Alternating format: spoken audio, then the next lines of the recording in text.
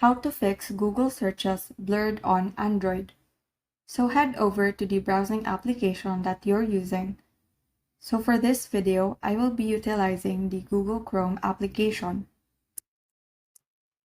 Tap the three horizontal bars found on the upper right corner, and this panel will appear. Then select the Save Search option, and you will be given these options. To turn off the Save Search feature, just select the Off option. To save this change, just go back. Or if you can't navigate this option, just type in Save Search. And you will see this option, Manage Your Save Search setting. Just tap that, and you will be directed to the same page.